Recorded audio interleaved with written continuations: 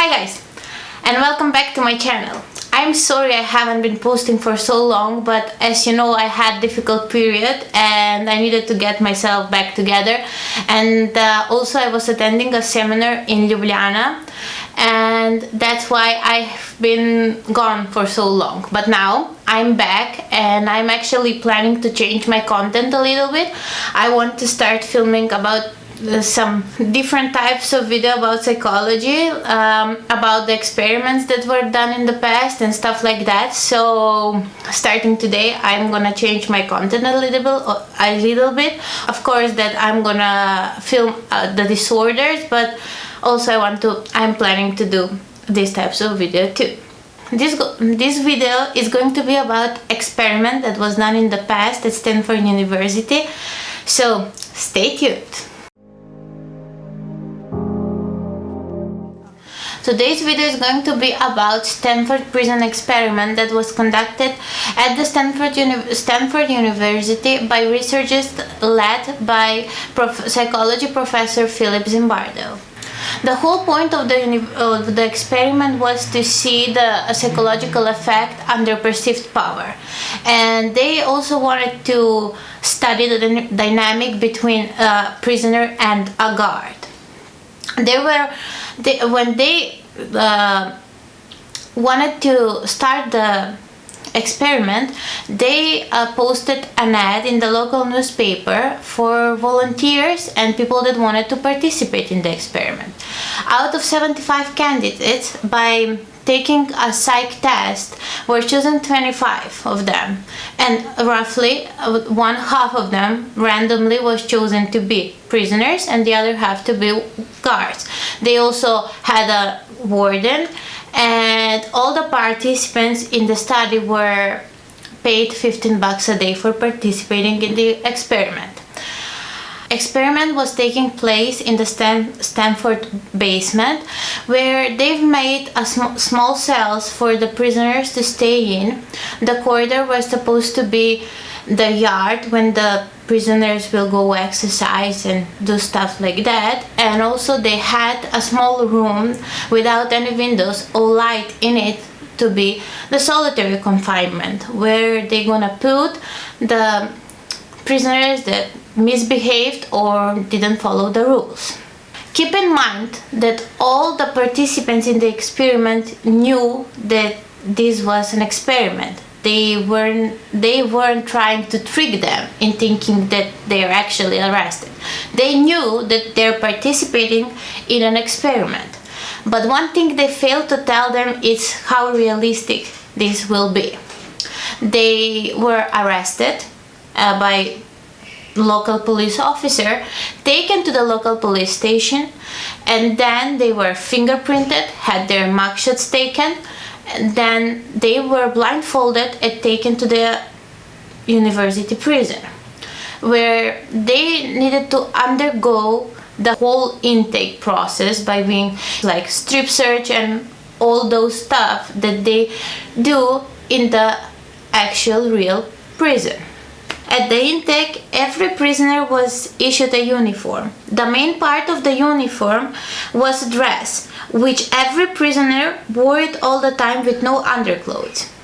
Then they were issued ID number. On each prisoner's right ankle was a heavy chain bolted on and worn at all times. And then each prisoner covered his hair with stocking cap made from a woman's nylon stocking. Dresses and no underpants were made to emasculate them, and then the stocking cap to make them seem like they have shaved their hair, as they did in the most prisons in America, which is designed in part to minimize each prisoner's individuality, since some people express their individuality through their hairstyle or length. The use of the ID numbers was a way to make prisoners feel anonymous. Each prisoner has to be called only by his ID number and can only refer to himself and the other prisoners by number. Not only the prisoners, also the guards had uniforms, but there were more casually than the prisoners. All the guards were dressed in the identical uniforms of khaki. They carried a whistle around their neck and a billy club borrowed from the police. They also wore sunglasses to prevent anyone from seeing their eyes or reading their emotions. The study wasn't made only to study the behavior of the prisoners. The study was made also to study the behavior of the guards, so they can see the full psychological changes in their behaviors. So they needed to make the guards feel like this is their place, and the prisoners were just guests in it. So when they were making the university prison, actually the guards were called in to help building it. After the intake, the prisoners were assigned to their cells. The study started with 9 prisoners and 9 guards, and they were shifts for the guards, and they were 3 guards in every shift. When the first day started, the things were going really well. They actually were still in their right mind and knew that this is just an experiment. So the prisoners just sat in their cells, hung out there, and did nothing. There was nothing wrong with the experiment.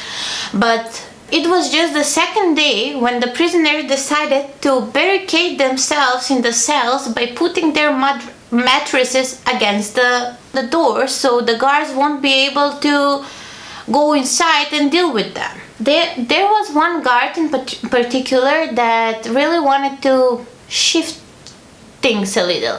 He was 18 years old at that time, and he really wanted to prove a point how the prisons are actually impacting human life, how the guards are dehumanizing the prisoners, and the prisoners are completely tortured and undergoing stress and depression in all the prisons in America or worldwide. So he decided to treat the prisoners very poorly so they can start to act out. After only 36 hours, the prisoner 8612 decided that he had enough and he wanted to leave. Then he went to talk with Professor Zimbardo about leaving, and Professor Zimbardo made his first mistake. He needed to say, okay, you can leave because this is an experiment and I cannot hold you by any means here if you don't want to. But no, Professor Zimbardo took the role of the superintendent of the prison and said to the prisoner that the only thing that he can do for him is to move him in another section of the prison where he hopes that he will be treated better by the guards, and then he will have more quiet time. And the prisoner, being sleep deprived and being tortured by the guards for 36 hours, misinterpreted the thing that Professor Zimbardo said and went to the prisoners and said that they're not letting anyone out from there. So when that happened, actually the situation in the prison got worse, because then the prisoners felt like they're actually in prisons. Then where the situation heated up a little bit, they started to behave differently. The prisoner that just wanted to leave started to undergo really bad mental breakdown, so they forcefully let him out from there. Then they were really worried that the prisoner 8612 is going to come back and bring his friends with him to destroy the prison, to make a prison break. So they moved secretly the whole thing on another location where they waited for the prisoner to come back with his friends. But that never happened, and they needed to move the whole prison back for no apparent reason. Not long after that, prisoner 819 wanted to leave. So he decided to barricade himself in the cell and to not do anything, just sit in his cell. So the guards, not knowing how to deal with the prisoner, they made all the prisoners pay for his mistake. So they can see that one of them is doing bad thing, not following their rules. All of them are paying. They're a group, not individuals. Again, they're dehumanizing them and they're stripping their individuality completely. Then the prisoner went to talk with Zimbardo about leaving, and when Zimbardo was giving him the talk about thank you for participating in the experiment, blah blah, he heard the other prisoners yelling at him, prisoner 819 did a bad thing, prisoner 819 did a bad thing, and he actually felt guilty about disappointing his prison buddies, and felt like he didn't want to disappoint them. So he told Zimbardo that he actually wants to stay, and he started crying. When Zimbardo saw how this experiment is affecting the prisoners and the guards and how the psychological behavior is changing, he started yelling at the prisoner like, this is experiment, it's not a real thing, you can go, you can leave, this is an experiment.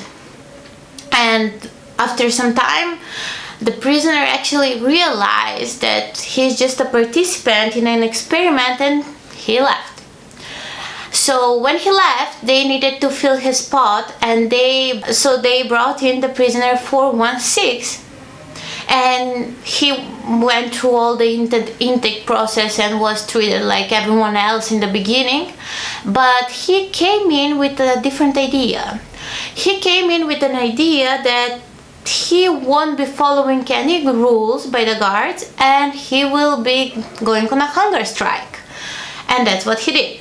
After a few meals passed and he didn't eat at all, the guards decided it's time to put him in the solitary confinement. And they put him in there for some time, and they made the other prisoners to go and bang on his door, saying, thank you so much, prisoner 416, so they can punish him and make him feel guilty about torturing the other inmates just by not eating, because they're now all paying for his decision. And by the end of day 5, actually 4 prisoners left the experiment and couldn't take it anymore, and other prisoners were brought in.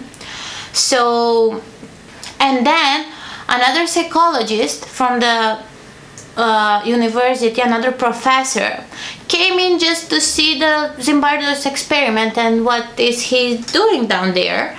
And when she saw the torture and the trauma that these college students were going through, she was disappointed, and she says that she felt ill to her stomach just by seeing them chained and stripped naked and yelled at.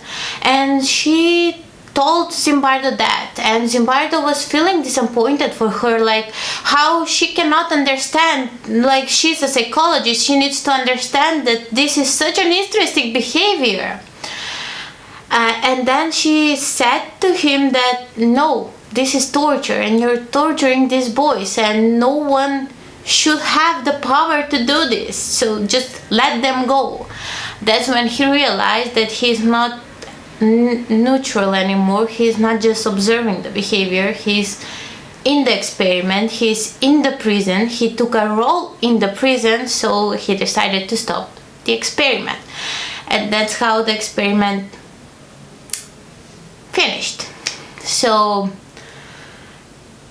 I know this was just an experiment, and it's interesting things were learned from it. Actually, they, after similar experiments like this one, were made some rules what's allowed to do in an experiment and what's not allowed. Zimbardo made mistake by not staying neutral and not just observing the experiment by putting himself in it. He needed to stay neutral, and that's one mistake that he did. And also keep in mind that this was just an experiment. People were able to live. But what about the people that are actually in prison? I don't say that they shouldn't be punished, but come on, they're human beings and they are completely dehumanized, and they're completely, the guards are just awful to them, and there should be some rules, but it's just my opinion. If you're interested in more information about this experiment, there are actually movie made from the story, and Zimbardo has written a book, so you can watch the movie, read the book, and also there are many information on the internet, so go and check them out. And don't forget to subscribe before you go. And thank you so much for watching. Stay positive, and I will see you soon. Bye!